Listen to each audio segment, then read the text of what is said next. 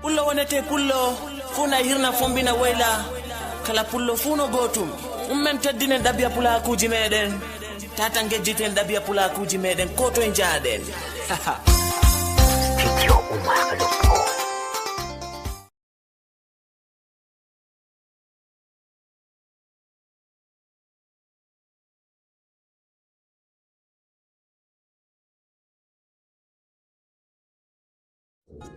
Hello everyone, my name is Lamarana. Welcome back to the Halat Africa show. If this is your first time on this channel, please subscribe, click on that notification bell, don't forget to like the video and also share with your loved ones.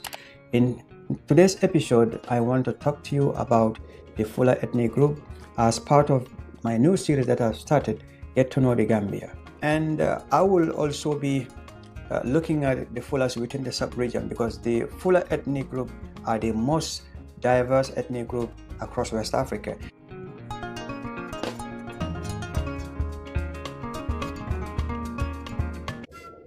The Fulas of the Gambia are sometimes referred to as the Fulani. They are also referred to as the Fulbe.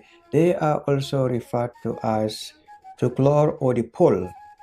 The Fulas of the Gambia are the second largest ethnic group in the country, and they form about 18% of the entire population of the Gambia.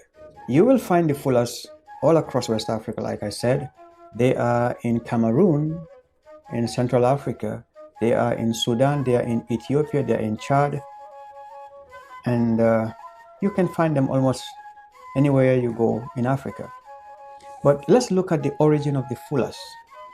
The origin of the Fulas is somehow very mysterious because there are a lot of histories out there to depict the origin of the Fulas.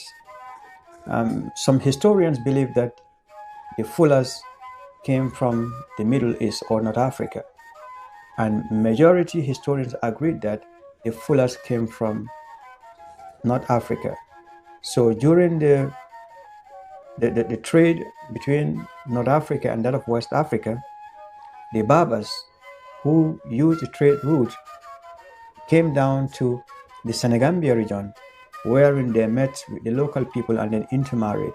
And then as a result, we have what we call today the Fula ethnic group. But some historians also believe that they are from the Middle East. Some even say Syria. But what majority agreed upon is they are from North Africa. And we can trace this history all the way back to the 5th century AD. But coming back to the Gambia itself, the Fulas started coming to the Gambia during the 18th century. But prior to that, the Fulas were within the Senegal River region. And within this region, we had some empires that were existing there. We have the Fouta Djallon Empire. We also have the Fouta Toro Empire, which stretches from Senegal to all the way inside Mauritania. And when you look at the map, you will find out that the Fulas, when they settled in the Senegambia region within the 13th century, many historians said that this was the beginning of the Fulani ancestral home.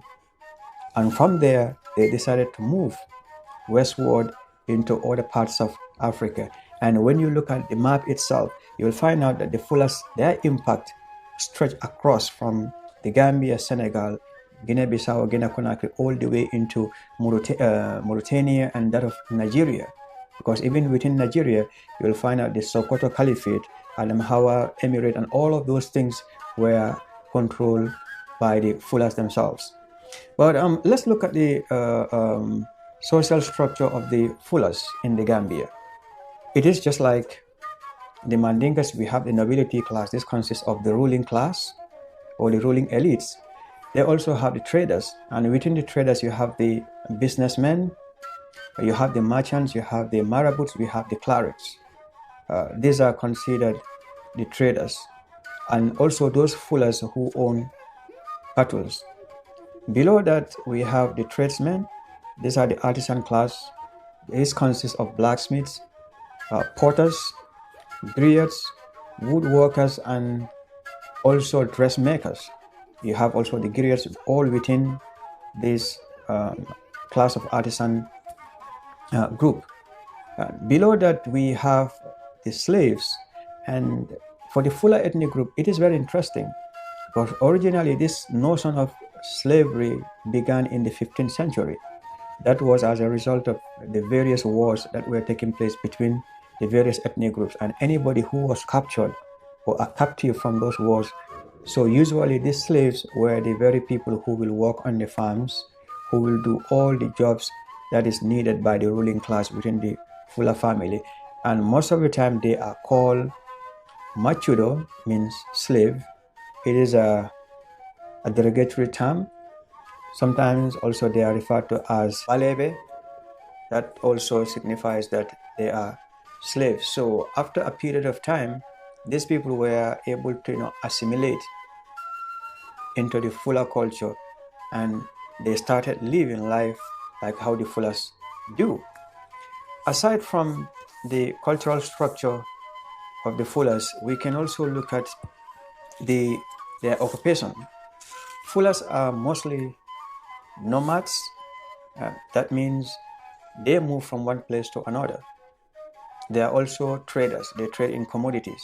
But in those days, in a typical Fula setting, you will find out that Fulas keep moving from one region to another because of their nomadic lifestyle, because their major occupation is rearing animals, mostly cattle. So therefore, they have to look for pastoral land, fresh, fertile green land where they can feed their animals and also provide them with water.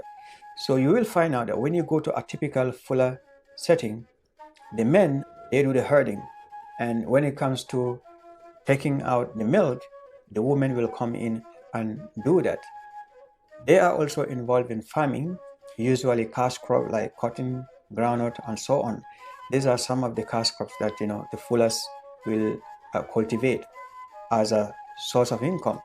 But over time, as a result of civilization and everything, Fulas tend to drift away from this nomadic lifestyle, and you can find them in certain places in the Gambia and across West Africa for that matter. So the herdsmen in Fula, they are called the Ngainako. That is the name given to them, meaning they move from one place to another. So the Fulas were the most dominant political force within the 18th and the 19th century within the Senegambia belt and even across most of West Africa. And when you look at the map, one of those very successful empires were the Futa Tora Empire. So this empire was found within or along the Senegal River, from Senegal all the way to Mauritania and part of the Gambia. We also have the Masina Empire. This stretches all the way into Mali and going towards that of Ghana. So you will find out that the Fulas were very influential in those days, and their rule also extends all the way into northern Nigeria. We have the Sokoto Caliphate, we have the Adamawa Emirate, and all of these empires were great empires in the 18th and the 19th century, and then it cemented the political stance of the Fulas during this time. And when you look at their political system, you will find out that most of their political way of life was inspired and influenced by the Islamic culture, because the Fulas, 99% of all Fulas are considered Muslims. They were the first ethnic group in Africa to accept Islam because of their interaction with the Berbers or the Arabs from North Africa and that of the Middle East. And like I mentioned earlier, some historians have stated that because of the intermarriage between these Berber traders who are coming from North Africa and the indigenous women that we have on the ground, as a result, they were able to spread Islam by or through their trade activities. But we have to also understand that Islam was also spread by using force in certain cases, especially in northern Nigeria, because when you look at those empires, they forced the local indigenous people, especially the Hausas and others, to forcefully accept Islam. But coming back to the Gambia, we have the Fuladu Empire. The Fuladu Empire stretched across Guinea-Bissau, the southern part of Casamance, coming into Gambia. And the first king of the Fuladu Empire was Alpha Molo Balde.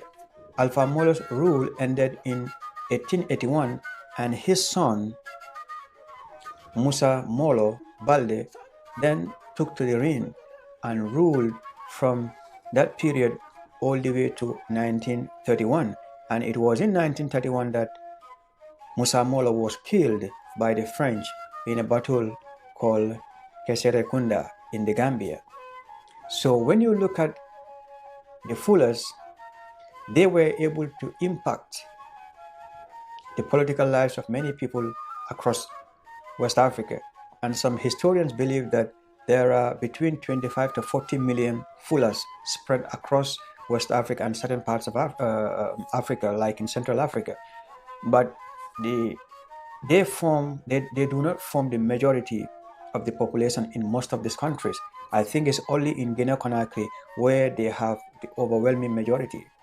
But most of the Fullers, you will find them in Fouta Djallon, which is Guinea-Conakry, in Senegal, in the Gambia, and part of Guinea-Bissau. And culturally also, they have a very unique culture in the sense that they use certain traditional music instruments like that of the Mandinka, and they also have a unique way of dressing.